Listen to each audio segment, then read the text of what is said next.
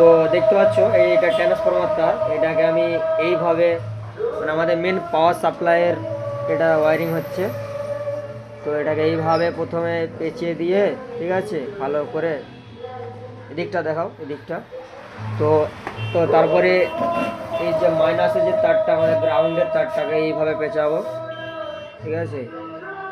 তো এইভাবে ওয়ারিং করলে গাইস তো কি হয়, মানে নয়েজটা অনেক কম হয়, ঠিক আছে। আর এই এই যে সার্কিট বোর্ডটা, এটা একদম পুরো নয়েজ ফ্রি। তবু আমি যাদের নলেজ নেই তাদেরকে বলে দিচ্ছি। তো এইভাবে পেঁচিয়ে নেবে তারটা, এদিকে দেখাও। তারপরে গিয়ে আমাদের এখানে মেন পাওয়ার সাপ্লাই এখানে এসে এটা আমরা সোল্ডারিং করব। তো দেখতে পাচ্ছ, তো এইভাবে এটা রেডি হবে। তো পরের পর ভিডিও আসবে, কারো যদি কিছু মন্তব্য থাকে কমেন্টে বলতে পারো, ঠিক আছে। এটা 4 ব্যান্ড প্রেসার বোর্ড। তো এটা হল লাইনের জন্য, র্যাক লাইনের জন্য আমি আলাদা আলাদা প্রেসার বোর্ড করি।